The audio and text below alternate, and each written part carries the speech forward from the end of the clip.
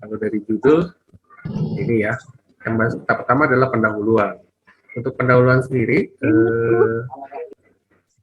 apa yang kita harus sampaikan ya? Saya sampaikan, yaitu persiapan uji kompetensi.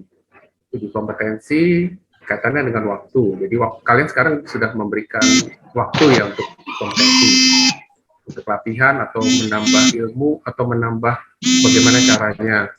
Yang kedua adalah materi atau summary. Nanti ada saya kasih contoh. Itu masih bagian persiapan. Yang kedua, blueprint. Sudah diberikan blueprint belum? Yang dari kampusnya masing-masing? Sudah. Sudah ya. Sudah, Pak. Kemudian referensi seperti Farmakope Indonesia Herbal dan buku farmasi lainnya, farmasetika, farmakognosi, farmakologi ya. Yang keempat adalah cermati kisi-kisi soal. Itu ada nanti di blueprint di bagian terakhir, bukan terakhir ya, yang apa, per mata bidang. Misalnya kalau di farmasi itu ada bahan alam, komunitas, teknologi ya. Lanjut Mas Teddy. Oke, baik Pak. Oke, kita lanjut ya.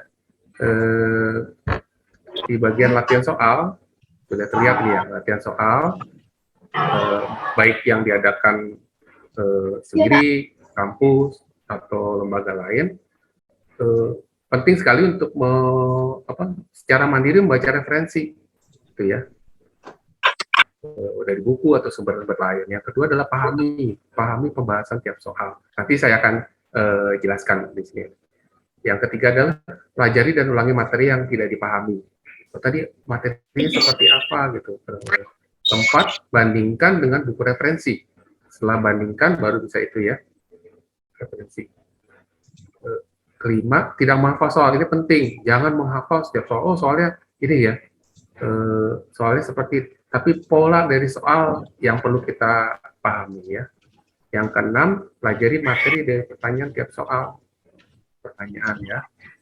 Diskusi ini penting, diskusi dengan dosen pembimbing, dosen wali atau dosen pada bidang ilmunya, atau teman sejawat yang kira-kira bisa kita anggap ini mengetahui banyak hal gitu, diskusi ya.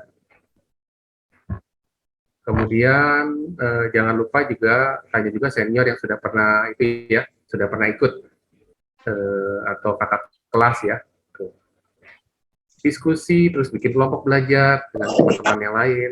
Kan kita belum tentu. Maaf ada gangguan. Saya ganti device dulu ya. Oke, sudah lanjut Mas Freddy? Sudah Pak. Lanjut. Berikutnya lagi strategi mengerjakan soal. Yang berikut sudah ya. Sudah terlihat ini strategi mengerjakan soal di slide nomor 4. Jumlah soal itu totalnya 180 ya.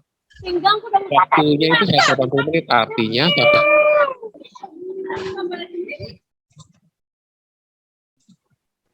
jadi perlu, jadi soal itu 180 menit, jadi satu soal 1 menit atau 60 detik. Nah, perlu juga belajar untuk cepat membaca, tapi tidak cepat-cepat ya, buru-buru. Jadi artinya membiasakan diri untuk membaca cepat, nanti tahu dapat intinya dari soal tersebut. Jadi perhatikan juga waktu yang tersisa, jangan sampai kita lama di satu soal, sementara soal lain yang mudah itu, yang bisa kurang dari 1 menit bisa dikerjakan. Pilih soal yang bisa dikerjakan baik, jangan tergesa-gesa, dan fokus, nggak usah dipikirkan yang lain. Ini soal kadang-kadang menjadi lama di situ, sementara soal lain yang lebih mudah. Jadi kalau lompat soal di komputer itu ada navigasi yang mana yang belum diselesaikan. Ya, prioritaskan soal mudah, pastikan semua soal terjawab. Jadi jangan sampai nanti ada soal misalnya tidak dijawab, padahal tidak ada nilai minus ya di sini ya. Nilai 0 kalau enggak plus 1. Jadi ya kalau mau aman semua soal dikerjakan, walaupun saya tidak tahu jawabannya ya. Tapi jawab yang kira-kira mendekati. Ya. Oke, lanjut Mas Teddy. Selanjutnya adalah bagaimana pahami bentuk soal. Pernah tahu soal vignette? Ya, saya sambil diskusi aja ya teman-teman sekalian. Soal vignette tahu? Soal cerita sebenarnya sih. Soal cerita atau kasus. nanti ada dalam bentuk kalimat 3-4, rata-rata 3-4 kalimat. Terus ada pilihan jawaban yaitu A, B, C, D. Nah, di sini kalau mungkin pernah tahu kalau jawabannya tidak semua jawaban benar atau salah satu jawaban di atas, bagaimana? Tidak ada seperti itu. Jadi pilihannya saklek. Misalnya cephalosporin, penicillin, atau quinolone, atau golongan makrolat, aminoglikosida. Jadi itu ya. 2-4 kalimat atau gambar, misalnya ada gambar, nanti ada juga data angka. Nah, di vignette ini sebenarnya ada kalimat-kalimat yang akan mengarah ke jawaban, gitu ya. Gimana kita analisisnya? Jadi pernyataan pertama, kedua, ketiga tuh akan mengacu pada jawabannya ya. Makanya bilang mengeliminasi jawaban yang salah. Mencari pilihan yang paling tepat, yaitu dari kalimat-kalimat vignette. Oke, lanjut Mas Freddy.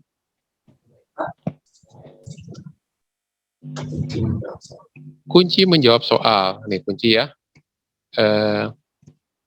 Baca setiap pilihan jawaban sebelum menjawab ya. Selain kita baca soalnya juga pilihan. Nah, eliminasi jawaban yang salah dan tidak mungkin. Fokus jawaban benar pada kata penting dalam vignette atau kata kunci pertanyaan. Bila tidak yakin, ulangi kembali ya. Seperti apa? Mungkin kan masih abstrak ya. Tapi nanti dicontoh. Kemudian pengecoh jawaban. Pengecoh jawaban itu kan A, B, C, D ya. Jadi disebut pengecoh. Itu nanti mirip-mirip. Atau dibuat sedemikian rupa kalau dihitungan itu bisa mengecoh kita ya. Sebenarnya kalau kita jeli dan teliti itu itu salah, yang ini benar gitu. Kemudian ketepatan pilihan jawaban sangat dipengaruhi oleh pemahaman teori. Jadi kembali lagi di tadi yang awal, baca materi dan kata kunci. Nanti kata kunci akan sedia dengan soal ya. Next Mas Fredly. Nah ini berikut ini saya kasih dari 3 contoh membuat summary. Ini kira-kira mudah nggak kalau summary-nya seperti ini atau ringkasan? Coba yang mau jawab atau kalau mau jawab silakan, atau Pak saya buat ini atau belum pernah atau bagaimana? Mudah, Pak. Mudah ya. Jadi seperti ini. Jadi kan kalau nanti ada pertanyaan yang modern yang mana ya? Ini ya. Kalau yang konvensional ada panas dan dingin ya. Dingin tuh masalahnya sih perkolasi. Mungkin kalau ada data lain silahkan tambahkan gitu ya. Seperti ini. Ini buatnya bisa di ini kok di programnya sudah ada di laptop ya. Jadi ekstraksi nanti bisa yang lain lagi. Destilasi ada berapa macam. Nanti destilasi untuk yang cara panas atau cara tidak panas dengan ngepresan nanti berapa cara lagi ya. Ini contoh. Jadi ini sangat-sangat membantu. Yang berikut lagi Mas Freddy, kita lihat summary farmakologi. Farmakologi ini saya kasih contoh yang juga menarik ya. Ini tadi saya cerita. Penicillin, cephalosporin, macrolide, amoglucosida, tetrasiklin, quinolone, dan lain-lain. Kalau penicillin dengan cephalosporin itu bedanya kan, kalau cephalosporin itu cefadroxil dan lain-lain ya. Tapi ada yang nggak mirip sekali, depannya bukan cefa tapi berkaitan dengan cephalosporin. Kalau penicillin, amoxicillin, penicillin dia sulbactam ya, tuh ya. Ini pertanyaan saya ya. Bisa nggak membedakan antara makrolida dengan aminoglikosida? Karena ini sama-sama belakangnya misin. Gimana teman-teman? Gak apa-apa ini Bisa, Pak. sharing saya sambil ini supaya nanti belajarnya enak gitu. Oral sama lokal. Betul ya, itu sudah saya kasih kunci di kanan itu ya. Coba ada nggak aminoglikosida yang diminum? Kanamisin, strepto, genta, neomycin, apalagi itu ya. Tidak ada. Tidak ada. Nanti kalau kita lebih lanjut lagi namanya aminoglikosida. Berarti ada amin atau amino dan glikosida. Yang ini akan pecah oleh kalau di farmakologi oleh di dalam lambung oleh asam. Sementara makrolide kan bukan aminoglikosida ya, jadi gabungan. Ya, makanya oral baik lokal bikin salep kayak ada gentamisin, maupun gentamisin ada yang injeksi kan. Nah ini juga ada yang gentamisin ada yang salep ya atau dibuat Persediaan contoh bioplacental.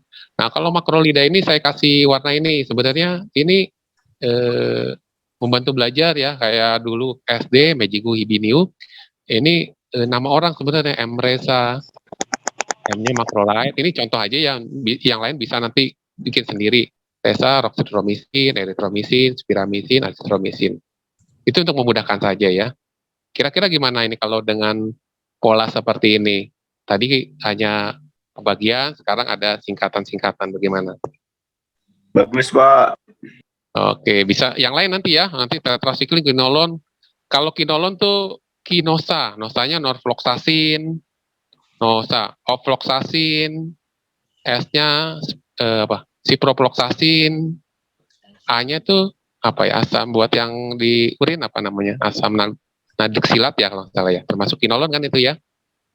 Itu contoh. Jadi kata-kata yang sehari-hari kita bisa buat singkatan yang kita hafal nanti. Ini oral dan lokal ini kan bisa membantu ya. Nanti membedakan aminoglucosida dengan makrolide. Ayo berikut lagi Mas Teddy.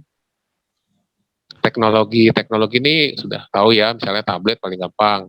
Ada bahan aktif, eksipien, dan adjuvan. Bahan aktif ya bahan yang punya aktivitas ya, ibuprofen, amoxicillin, dan lain-lain. Eksipien tuh ini ya, paling diluent, binder, disintegran. Ada yang memisahkan lubrikan anti-adherent ya. Ada yang ya kan nanti harus tahu definisinya nih ya, bisa cari di literatur yang sudah ada. Lagi adjuvan untuk warna aroma. Ya, ini untuk komponen tablet ya. Oke, sampai sini dulu sebelum kita ke soal. Ada yang mau ditanyakan gitu? Ayo teman-teman, ada yang mau ditanyakan? Tanyakan dulu. Sambil diskusi aja ya Mas Lili ya. Ya. Karena Boleh kan Pak, ini boleh. Nah, kayak diskusi siang-siang ini. Biar nggak ngantuk ya diskusi. Bukan ngajar, saya bukan ngajar ini. Ke kalian bukan ngajar, tapi share share pengalaman gitu. Silakan kalau ada yang mau tanya. Yang ingin bertanya resen saja ya, atau bisa chat di kolom chat. Oke. Kalau tidak ada mungkin sambil jalan ya Mas Reddy ya. Waktu ya. Boleh Pak, boleh. Ini saya sampai jam berapa atau berapa lama Mas Reddy? Sampai 2 jam ke depan sih Pak. 2 jam ke depan. Oh, masih cukup ya, bisa diskusi nanti ya. Di materi. Ini saya kasih contoh ada 10 soal. 10 soal ini saya katakan baru ya Mas Reddy ya. Jadi di tempat saya kerja belum saya sampaikan juga, yang ada mirip-mirip dikit tapi ini rata-rata baru. Jadi saya buat fresh ya untuk kalian ya. Jadi siapa tahu ada yang mirip-mirip atau nanti mau buat soal, temannya satu membuat soal, satu lagi buat soal yang lain digabung gitu ya, bisa ya. Nih saya kasih contoh ya. Kita ke soal Mbak Mas Reddy, soal pertama. Baik Pak. Ya. Nah, ini saya pelan-pelan aja dulu ya.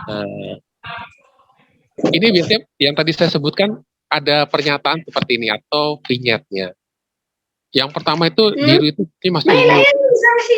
Industri ekstrak, penugasan TTK atau di apotik dan lain-lain. Jadi seperti ini analisis sudah ekstrak. Berarti kita sudah mengacu kata pertama adalah ekstrak. Terus analisis menggunakan kromatografi cair kinerja tinggi ya, KCKT. Berarti ini sudah mengarahkan, bisa aja dengan dengan kalau kadar air dengan oven atau logam berat dengan AAS, tapi ini sudah mengacu ke KCKT. Terus pernyataan ketiga nih biasanya sudah mengarah ya.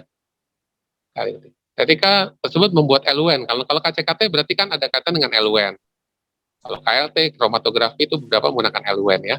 LUN tersebut campuran dari, harus perhatikan, 1000 ml asetonitril, 4000 ml air, dan 50 ml asam asetat. Ini kan biasa begini ya, kalau di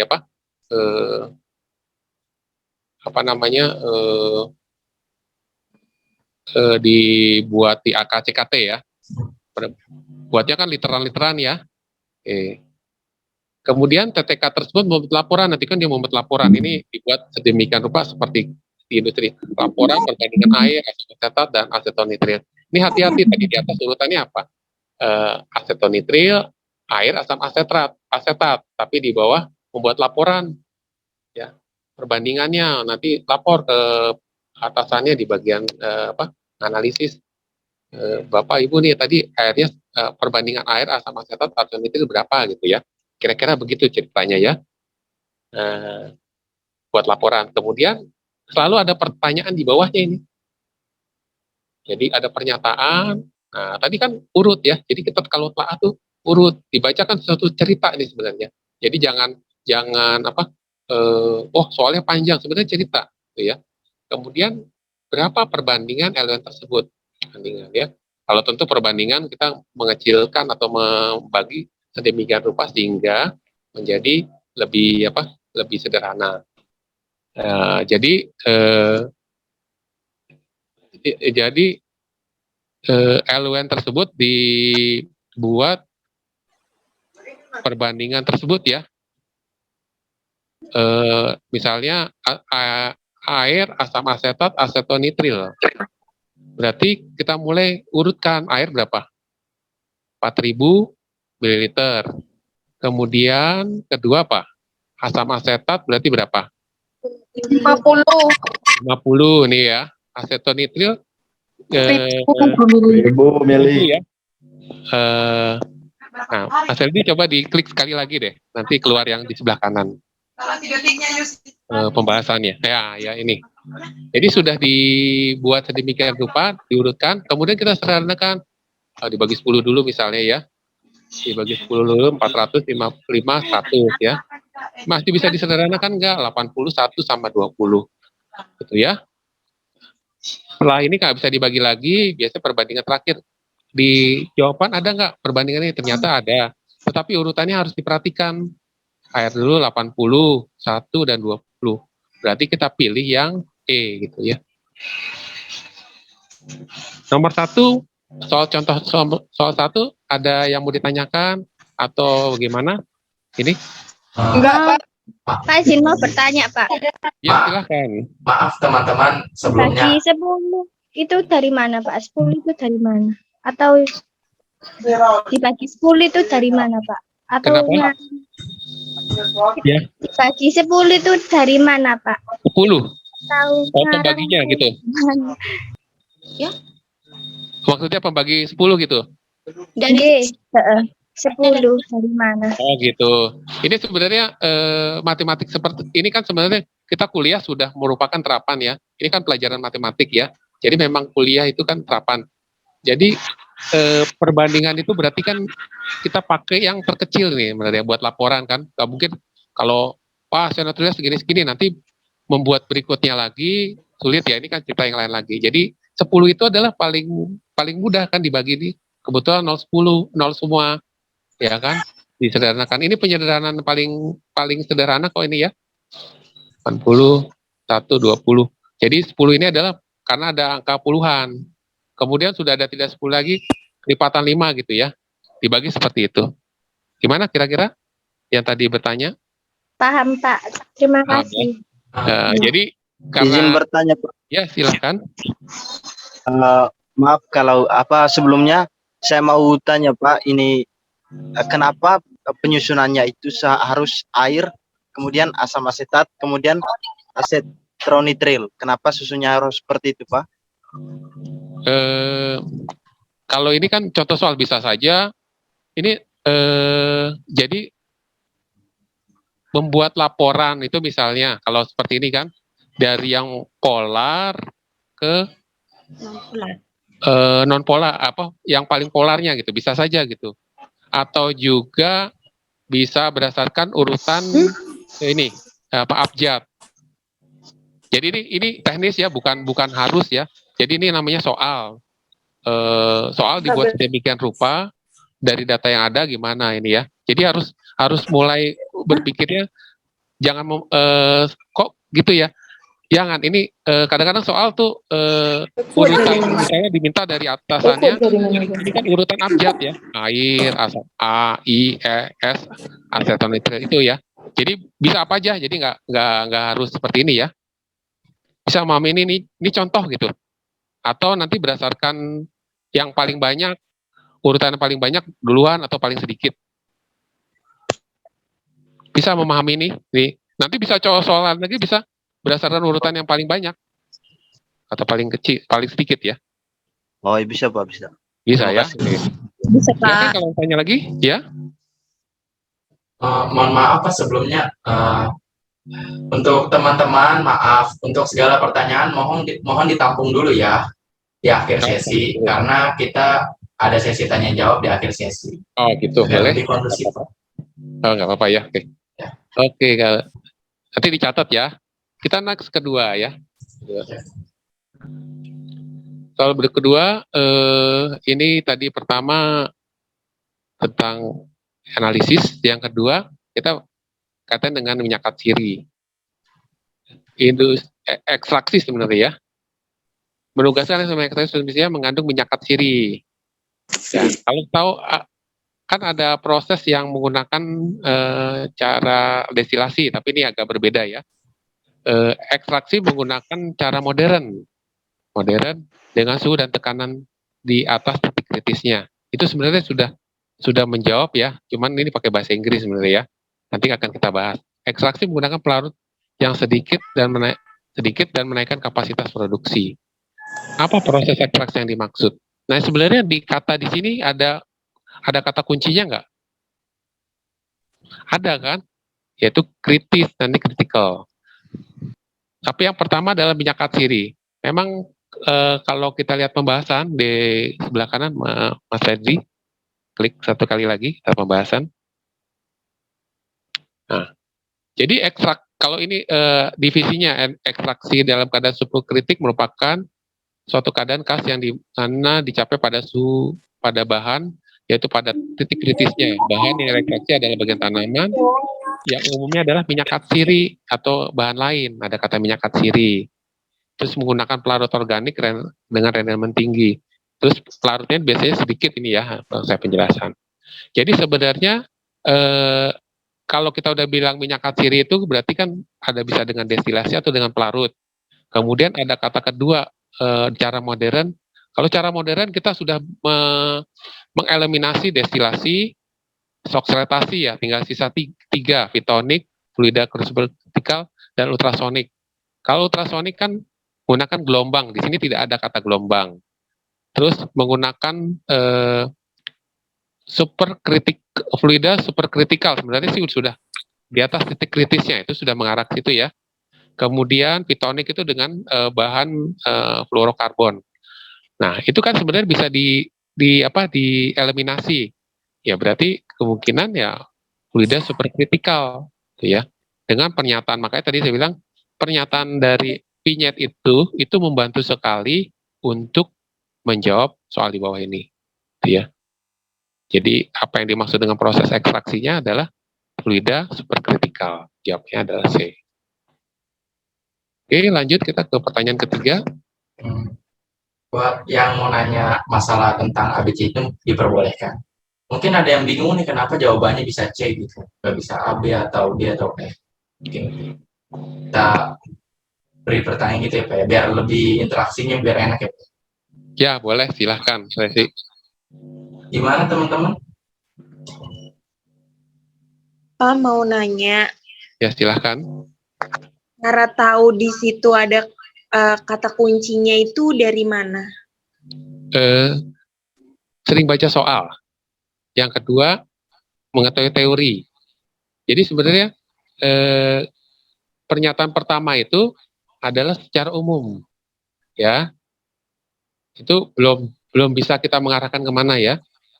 Pernyataan kedua itu sudah mengarahkan udah cara modern. Cara modern itu berarti kita eliminasi yang bukan modern, destilasi. Tadi kan sebenarnya kalau minyak atsiri bisa nggak destilasi? Bisa kan? Kalau kata minyak atsiri bisa terjebak destilasi nanti ya. Iya, Tapi ada kata modern dan titik kritisnya sebenarnya udah ini bahasa Inggris ya, super kritikal sebenarnya sudah bisa menjawab ya. Terus dia menggunakan pelarut yang sedikit. Ini memang ada di definisinya dan menaikkan kapasitas produksi.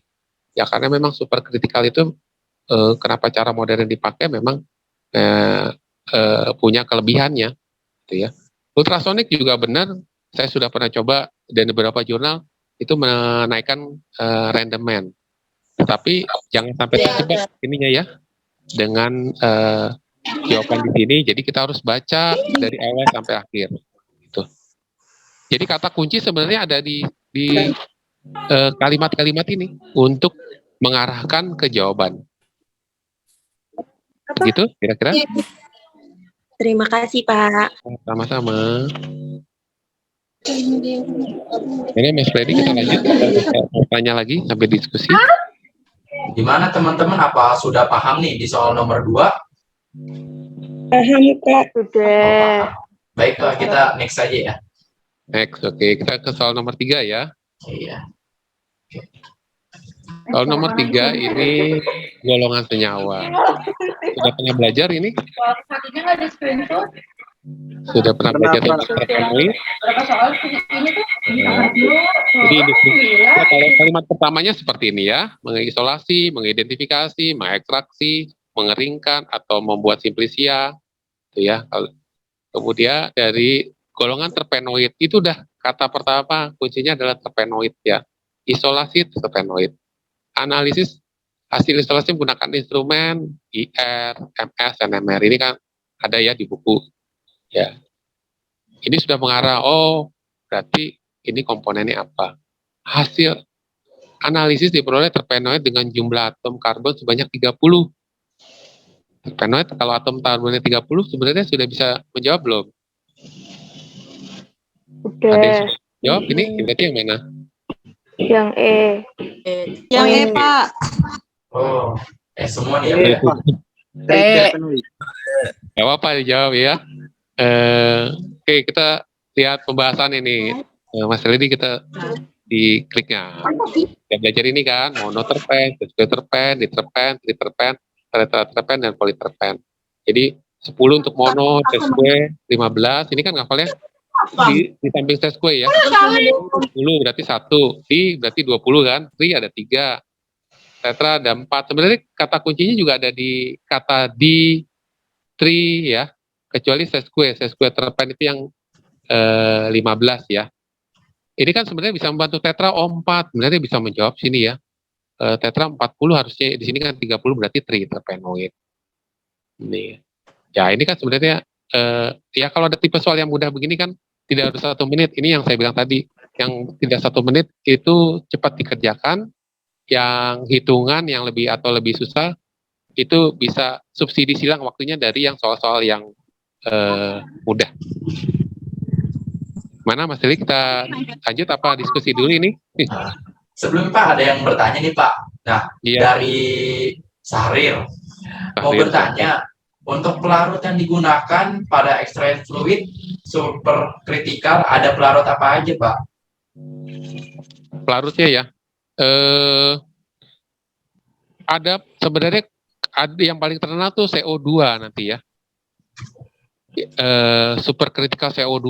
Jadi menggunakan CO2, tapi bisa pelarut yang lain. Tapi kalau pelarut lain biasanya supercriticalnya itu kan rendah ya. Jadi diharapkan ini karena minyak atsiri berarti harus suhunya tinggi, gitu ya, supaya dia mudah menguap. Dan juga harus diperhatikan juga pelarut itu ketika di suhu kritikalnya itu terbawa atau enggak ya, gitu ya. Bisa dengan pelarut-pelarut yang lain kok, organik yang lain. Permasalahannya apakah dengan suhu tersebut pelarut organik lain itu nanti tercampur dengan minyak atsiri atau tidak. Jadi biasanya pakai CO2 yang paling banyak. CO2 nanti dalam bentuk cair ya, kan fluida. Nanti itu dengan tekanan sama temperatur tersebut akan membentuk cair gitu ya. Teorinya panjang tapi secara keras seperti itu. Gimana Tekanannya nih? juga ini tinggi sekali ya. Makanya memang modern sekali itu ya. Itu kira-kira. Gimana Saudara Sahrir? Apa sudah paham atau kurang paham dari penjelasan Pak Antonius?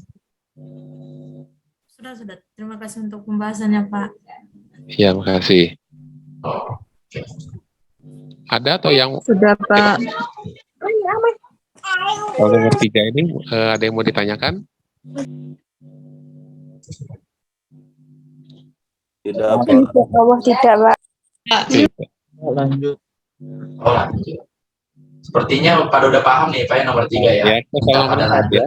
Ayo kita lanjut dari Oke, soal nomor oke, 4. kita lanjut.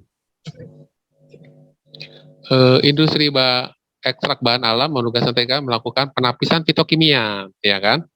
Tahu kata penapisan fitokimia atau screening fitokimia ekstrak ya? Jadi udah tahu di sini. Oh pasti uji flavonoid, alkaloid dan lain-lain. Reaksinya harus tahu juga. Wagner untuk apa? Cyanidin untuk apa? FHCl di Berman Bochardat ya. Oke. Reaksi yang digunakan ini misalnya Mayer endapan putih, cyanidin Mg hasil dengan Mg jernih, FSL 3 kuning, Lieberman jernih, pengocokan dengan hasil jernih ya, tidak ada, maksudnya tidak ada busa di sini. Apa golongan hasil tersebut, golongan senyawa hasil tersebut ya? Bisa menjawab ini? Jawabannya? Alkaloid ya, Pak?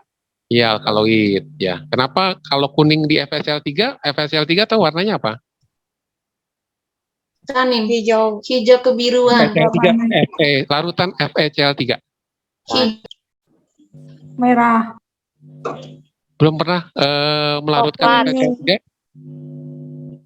Kuning. Kuning ya, Merah. warnanya kuning ya.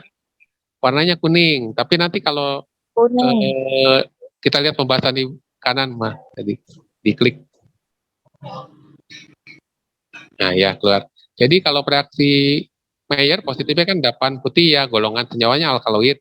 Cyanidin itu bentuk warna merah ya, orange atau hijau ya. Ada hasil dengan FHCl 3 sebenarnya kan dia kuning, tapi karena kalau positif menunjukkan adanya tanin atau fenol, warnanya hijau, gelap atau kebiruan ya. Kalau Lieberman Bochardat ini bisa 2 triterpenoid dan steroid, yaitu warna merah dan biru. Lieberman Bochardat isinya tuh H2SO4 dengan asam asetat ya. Kemudian kalau pengocokan plus HCl busanya tidak hilang, itu saponin. Jadi Pak tadi yang menjawab A ya. Ini ada yang tanyakan? Gimana yang lain ada yang ingin ditanyakan kenapa bisa jawabannya A gitu? Gimana? Atau sudah paham semua nih? Paham. Paham, Kak. Jadi teman-temannya bisa buat soal nih dari soal yang bentuk seperti ini. Nanti yang positif apa, jawabannya apa gitu ya. Kan sudah tahu ininya hasil positifnya, atau Mayernya diganti Dragendorff atau diganti apa Wagner ya. Endapannya kan warnanya berbeda ya. Atau reaksi untuk flavonoid ada satu lagi sitoborat. Itu ya. Seperti itu ya. Jadi sudah paham 4 soal ya. Oke, jadi sekali lagi nih tadi ada bentuk yang tadi saya ceritakan di awal, ada bentuk kalimat plus tabel, nanti ada kalimat plus gambar. Oke, kita berikut yuk, Mas. Terima kasih tadi sudah rehat. Saya juga cukup untuk minum apa-apa. Jadi kita segar lagi ya. Mulai lagi. Yang tadi serius sekali. Kita masuk lagi ke contoh nomor 5. Nomor 5 ini ada parameter indeks ya. Jadi menugaskan melakukan beberapa parameter indeks. Salah satu parameter yang diuji adalah tingkat rasa.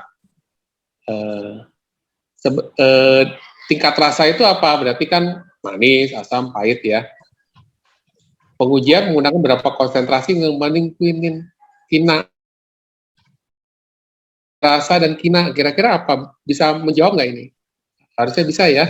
Rasa kina gimana? Pahit ya. Itu sebenarnya sudah bisa menjawab, cuman ini kan bahasa Inggris ya. Jadi istilah-istilah asing kita harus tahu ya. Coba kita buka itunya pembahasannya. Jadi ya, kalau bitter itu sebenarnya kan pahit ya, pembandingnya quinin tuh. Foaming itu tinggi busa. Hemolitik itu untuk hemolisis darah, ini saponin pembandingnya ya.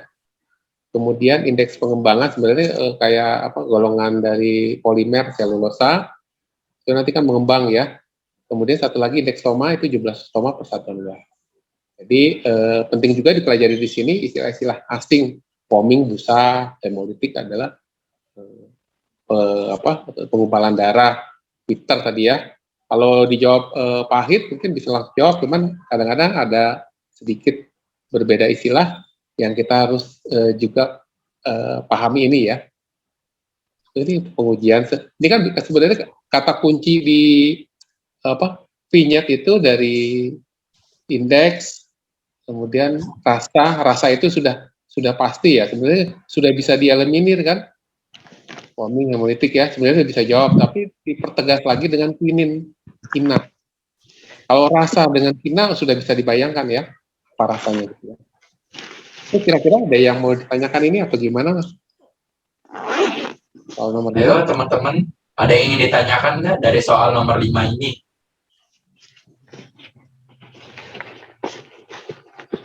Gimana? Lanjut, Pak. Ya, silakan.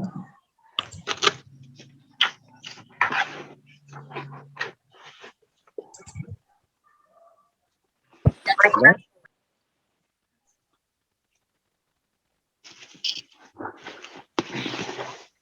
Ada? Tanyakan?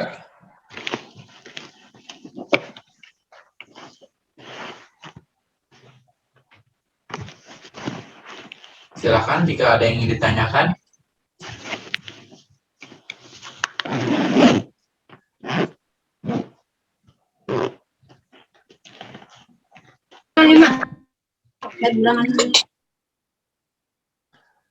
Ada yang mau ditanyakan soal ini?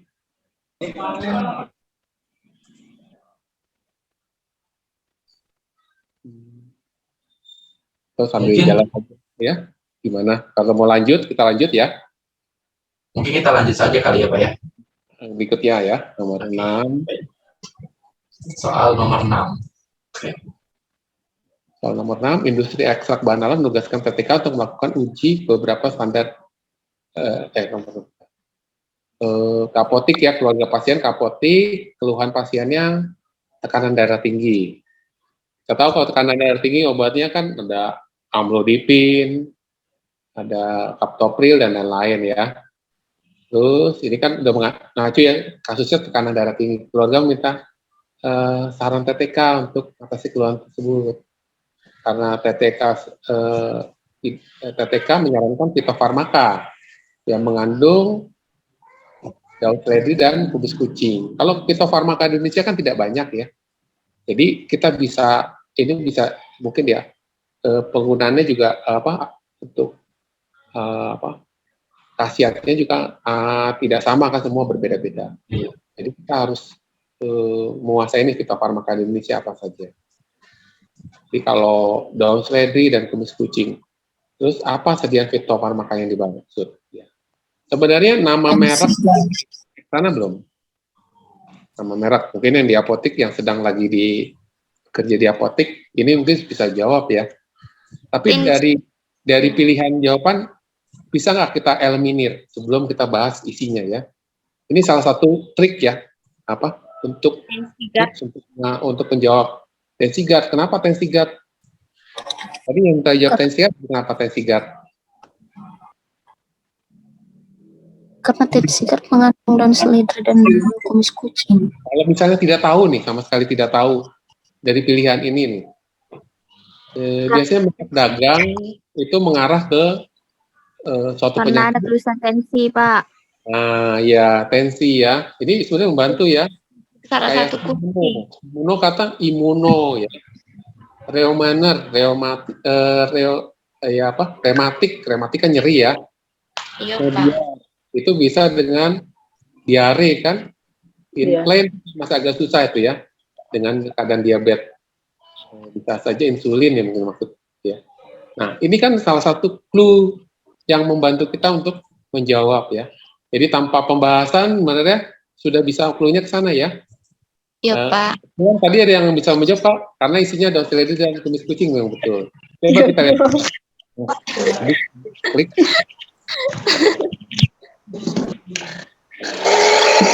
Itu apa mengira itu sebagai perubahan tubuh.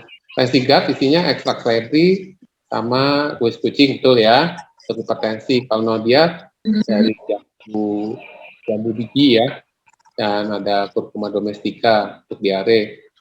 Inflame itu glukosa darah, isinya dextrostomia spesiesa sama cinnamon kayu manis.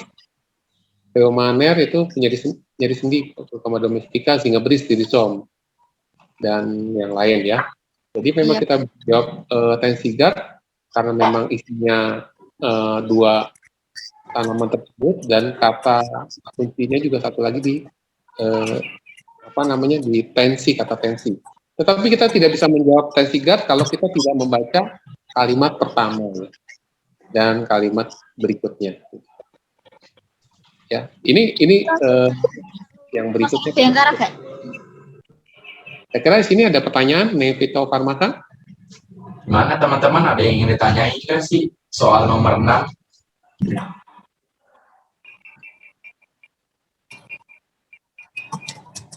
Atau semuanya udah paham semua nih yang di sini nih? Sudah, Kak. Oh, sudah. Paham. Baik, Pak. Kita next saja. Lanjut ya ke nomor 7. Nomor 7 ini contoh gambar, ada gambar. Ini mungkin sudah tahu semua ya. Bentuk logo obat ini yang paling umum ya. Ada yang fitofarmaka, OHT, jamu, obat bebas terbatas, bebas, keras, sama narkotika. 3. Nomor 3. Nomor 3. Ya sudah ada yang jawab itu. Jadi 3. ya. Nah, jadi kalau di klinik itu apotik terima 3. logo ini berarti logo yang jamu yang mana? Yang nomor 3. Atau ada yang belum tahu ini logo seperti ini? Tahu. Oh ya, Tahu, penjelasan. Pak.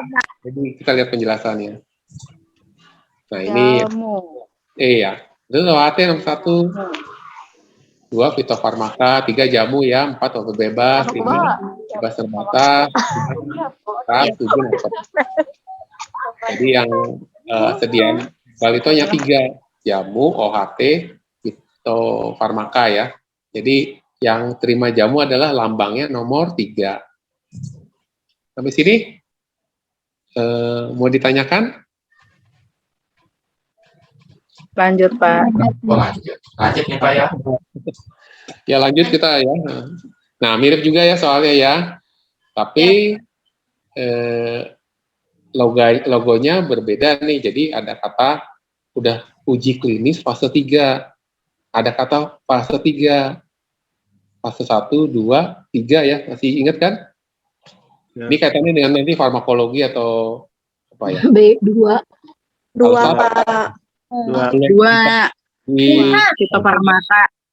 Kalau 3 kan sudah bisa dipasarkan ya. Kalau 4 itu ramah pemasaran ya.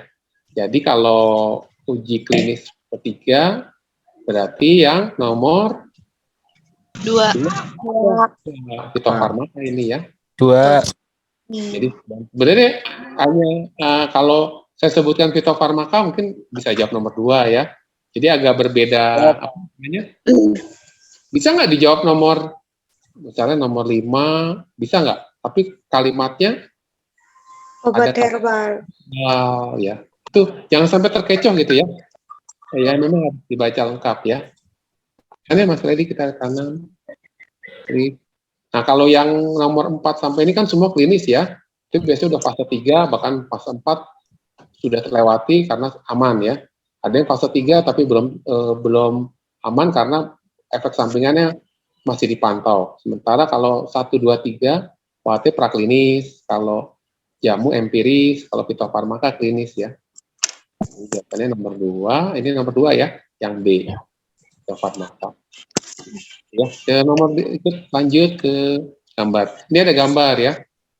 Gambar apa nih? Alat destilasi ya. Destilasi. Teknis lembaga penelitian nanti ada kayak begini-gini ya, isolasi saat aktif nyata. Isolasi mudah menguap dan beraroma khas. Kalau mudah menguap dan beraroma khas itu apa?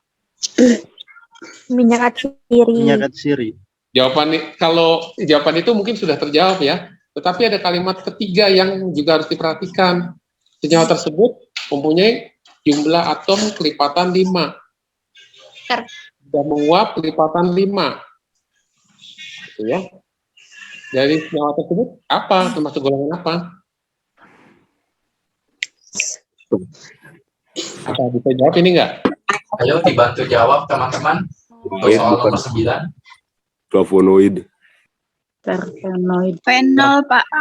Fenol. Betul. Ada dua kubu yang berbeda nih ya Pak jawabannya nih ya. Antara fenol dan flavonoid. Oke, sebelum ini saya bahas, tapi alkaloid itu minyak asiri bukan? Mudah menguap nggak?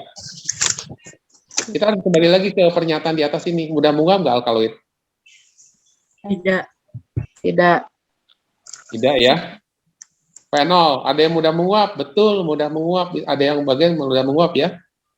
Iya, Tetapi Pak. apakah kelipatan 5? Namanya fenol, bentuk benzen 6 ya. Terpenoid. Flavonoid itu betul kelipatan 5. C6, C3, C6, ya betul kelipatan 5. Tapi mudah menguap nggak? Dan beraroma khas? Enggak. Itu rata-rata warna ya. Iya. Warna ya, yang khas gitu ya. Saponin, tahu saponin? Dia berbusa. Nah, di sini tidak ada kata berbusa ya, dan dia golongan glikosida dari steroid. Iya. Steroid itu. Terpenoid. Tadi sebenarnya saya sudah jelaskan terpenoid kan ada mono, di, sesque dan lain-lain. Iya. Terpenoid ini yang termasuk kelipatan 5 dan ada senyawa yang udah menguap kan, egonol ya kan. Dipelajari tentang golongan terpenoid ini yang terutama monoterpen itu ada senyawa-senyawa aromatik di situ yang mudah menguap dan baunya khas. Ya coba kita lihat ininya apa penjelasannya. Jadi kalau alat destilasi ya untuk minyak katsiri jumlah atom kelipatan C adalah terpenoid dengan data atau vignette yang ada di kirinya gitu. Tuh. Saya kira mengerti atau masih bingung? Flavonoid. Tunggu. Flavonoid tadi kelipatan 5 tapi dia tidak mudah menguap. Wah, warna ini sini kan flavonoid rata-rata warna ya. Iya. Yang mudah menguap kan? Iya, Pak. Ya emang jebakannya seperti ini atau mirip-miripnya ya. Fenol udah menguap, ada yang mudah menguap, tapi fenol ini kan struktur darahnya ada benzen ya. Nanti coba lihat monoterpen. Monoterpen itu memang yang mudah menguap, beraroma khas gitu ya. Ya ini mungkin soalnya agak sedikit menganalisis, tapi dalam kerangka golongan ya. Sini ada yang bertanyakan ini 9. Gimana teman-teman untuk nomor 9 ada yang ingin ditanyakan kembali mengenai terpenoid mungkin? Atau Tidak. sudah pada paham semua nih? Sudah. Gimana? Lanjut, Pak. Oh lanjut dulu. Lanjut nih Pak ya? Ya boleh. Yang tadi soal nomor 9 saya komentar lagi. Tadi yang di awal saya bilang setelah menjawab ini baca kembali literatur. Ya.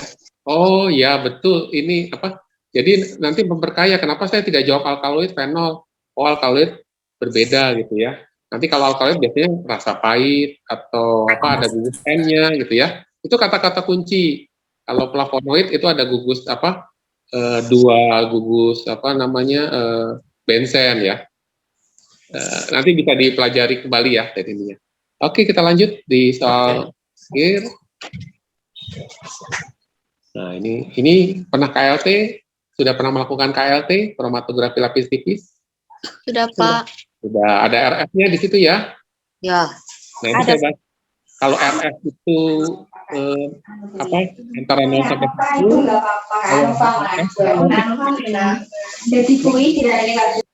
terus ya. Nah, ini ada katekin, kafein, asam galak, RF-nya 0,7, 0,3 untuk kafein, 0,5 untuk asam galak. Terus ada sampel, ada 5 sampel, terus RF-nya berbeda-beda, A 0,8, B 0,4, C 0,7, D 0,3, E 0,5. Gitu ya. dari sampel ini mana yang mengandung kafein. Berarti RF-nya yang sama ya. RF yang sama, kafein berapa? RF-nya 0,3. 0,3. Terus sampel mana yang RF-nya 0,3? D. Ya, yang 0,3. Jadi jawabnya D. Kita sambil lihat pembahasan waktu itu. Diuritin seperti ini ya, 0,3, 0,5, 0,7. Berarti kafein yang 0,3. Cari yang 0,3 itu sampel apa? Ternyata sampel D. Ya. Jadi pengecernya jadi urutannya ya. Jawabannya D. Tuh. Ada yang mau tanyakan nih KLT? Nanti KLT bisa soalnya bisa bentuk gambar atau kalimat seperti ini atau menghitung RF. Kalau menghitung RF berarti jarak yang dilalui dibagi jarak L1 ya. Gimana teman-teman? Ada yang ingin ditanyakan? Izin bertanya, Pak. Iya, silahkan. Misalnya selain dari yang kita lihat di banyak sampel A, B, C, D itu, apa yang kita lihat supaya kita bisa mengetahui kafeinnya, Pak? Kalau ini kan data KLT, pembanding itu dengan RF yang sama, itu bisa menunjukkan diduga sama ya, tapi dalam kasus ini kan yang memungkinkan adalah RF yang sama, walaupun nanti ada uji yang lain, ya, supaya meyakinkan itu kalau kompetensi kan nggak sampai limit itu ya, itu perbagian dari penelitian atau pengujian. Kalau mau mengetahui kafein lebih lanjut lagi ya nanti ada bisa di HPLC, di NMR dan lain-lain ya. Tuh. Dalam hal ini kalau KLT itu biasanya pembanding yang sama, RF-nya itu juga sama zatnya gitu ya, dengan pembanding. Seperti itu ya. Itu kira-kira ke saya. Gimana? Sudah paham yang tadi dijelaskan Pak Antonius?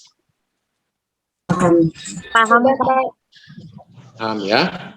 Ada yang bertanyakan 10 soal ini, mungkin soal sebelumnya ada yang materi yang masih menggantung. Nah, kalau membaca ini sebenarnya ini literatur yang saya pakai tadi di bagian awal, terus buku farmakognosi fitokimia, sebenarnya buku-buku yang lain, tapi ini saya sarankan juga dibaca yang punyanya dari BPSDM Kesehatan ya. Ini punya penutup saya nih ya. Pustaka ini bisa dibaca, sebenarnya pustaka bisa tambah yang lain lagi ya. Ini penutup saya seperti ini ya. Silakan Mas, di next. Ini pepatah dari Confucius ya. Dan saya mendengar, saya lupa ya. Karena kalau mendengar saya lupa. Tapi kalau saya melihat, tadi mendengar, saya melihat tadi, oh contoh soalnya seperti ini. Saya ingat, oh yang soal nomor sekian tadi ya. Nanti apalagi kalau ikut pembahasannya, Mas Redi ya, pembahasan repot, itu sebenarnya yang ketiga. Yang melakukan Kalau yang hari ini 1 dan 2 yang clear sama. Yang ketiga kalau saya mengerjakan, saya paham, gitu ya. Mau soal apapun nanti saya paham. Itu kata-kata bijak dari Confucius. Terima kasih. Saya kenalkan lagi Mas Redi. Gimana nih teman-teman nih, sebelum kita selesaikan kegiatan pada hari ini, mungkin teman-teman ada yang ingin bertanya soal dari nomor 1 sampai 10, mungkin ada yang belum mengerti gitu, atau sedikit mengerti, bisa langsung ditanyakan saja ya. Gimana? Mau bertanya? Oh, Ya, silakan. silakan. Baik, terima kasih Pak. Saya mau bertanya untuk yang soal tentang pelayanan kefarmasian itu, apakah nanti di soalnya tuh keluar tentang kutipan undang-undang atau tidak? Apa? Kurang jelas ini suaranya, sorry. Ya, suaranya.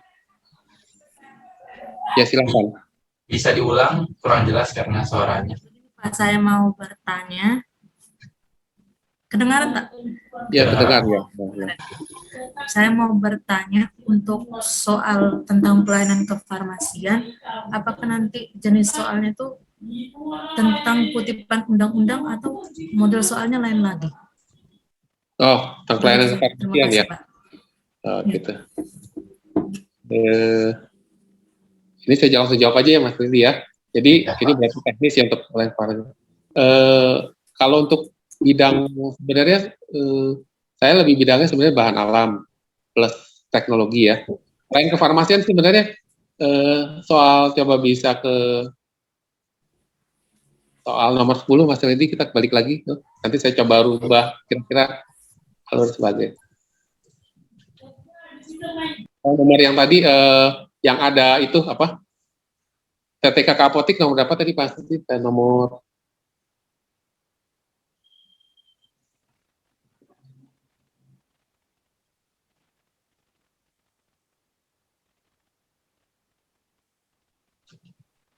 Ini bukan? Atau yang Apotik nomor berapa tunggu ya? Bentar. yang apa Pak? Yang ada itu fitofarmakanya tadi? Nah, nomor 6 kayaknya. Nomor 6 coba ya. Nah, ini fitofarmaka. Ini sebenarnya bahan alam, tapi di pelayanan ini nanti bisa dirubah nih, misalnya apa sediaan fitofarmaka yang dimaksud, nah, atau tadi misalnya tablet ya, misalnya nih Tensigard, misalnya Tensigard itu satu stripnya berapa, saya nggak hafal, berapa rupiah dan berapa isinya. Kalau dia mau beli atau datang obat, Tensigardnya sekian, isinya 1 dus, harganya dari PBF sekian, PPN-nya misalnya 11%. Berapa harga jual neto apa sih? Seperti itu. Jadi hal yang mirip seperti ini nanti kaitannya dengan di pelayanan misalnya pasien menebus berapa tablet, uangnya butuh berapa gitu yang dia harus keluarkan dengan harga per tablet sekian.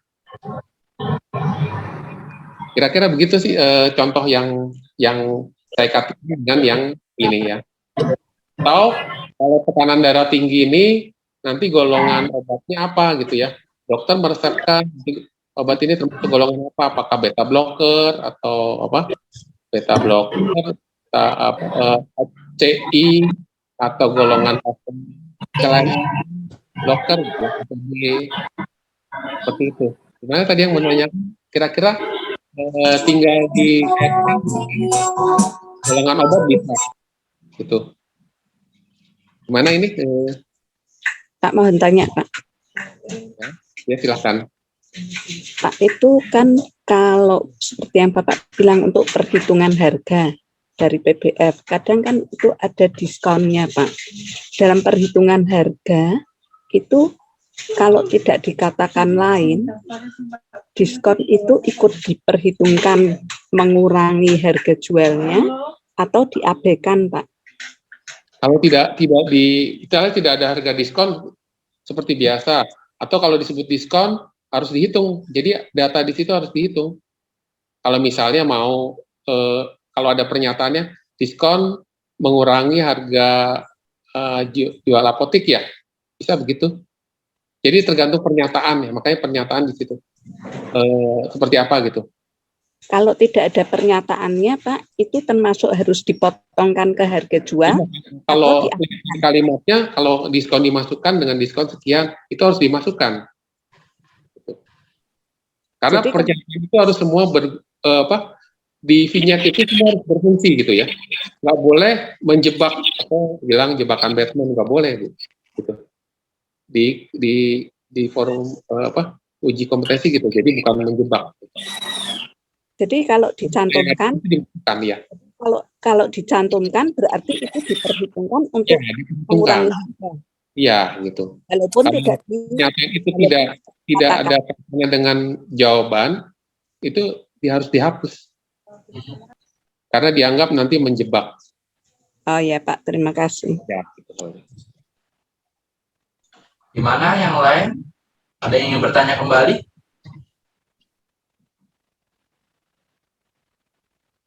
Mungkin sudah paham semua ya. Oke. Terima kasih pada Bapak Antonius yang telah memberikan ilmunya, tips and trick di mana teman-teman cara mengerjakan hukum hanya dengan 1 menit. Nah, Saya berharap buat teman-teman yang telah diberi ilmu oleh Bapak Antonius, semoga bermanfaat dan dipakai untuk kedepannya. Ya, Pak. Nah, teman-teman saya ingatkan kembali ya. Nah, buat teman-teman yang ingin mengikuti bedah soal hukum, ada 4 seri di sini ya. Nah ini. Seri berupa informasi, manajemen farmasi, bahan alam, dan teknologi farmasi. Nah, ini tuh pokoknya teman-teman jangan sampai dilewatkan, maupun yang member ataupun yang non-member. Karena ini dapat membantu teman-teman untuk lebih mempersiapkan hukum teman-teman. Seperti apa yang dibilang oleh Bapak Antonius ya, saya mengerjakan, saya paham. Saya melihat, saya mengingat. Nah, hanya dengan dari melihat saja, teman-teman akan mengingat, oh soalnya begini, oh kunci jawabannya begini, oh begitu. Nah, setelah itu teman-teman bisa mengerjakan. Nah, karena saya ingatkan kembali lagi, teman-teman harus banyak berlatih, dan terus berlatih. Karena saya yakin, kalau teman-teman bersungguh-sungguh, pasti teman-teman insya Allah akan lulus menyelesaikan hukum dengan hasil yang baik. Terima kasih buat teman-teman yang sudah mendengarkan penjelasan Bapak Antonius dan telah juga mengikuti acara kegiatan pada siang hari ini dari awal hingga akhir. Saya ucapkan terima kasih dan saya doakan teman-teman sehat selalu, sukses selalu dalam mengerjakan tugas-tugas kuliahnya, dan saya doakan semuanya dapat menyelesaikan hukum dengan sebaik mungkin. Saya Fredly Nuryadi, mohon maaf apabila ada kurang-kurang kata atau kurang sopan kata-kata saya. Wabillahi taufiq wal hidayah. Wassalamualaikum warahmatullahi wabarakatuh. Ada nih. Waalaikumsalam warahmatullahi wabarakatuh. Semangat semuanya. Terima kasih.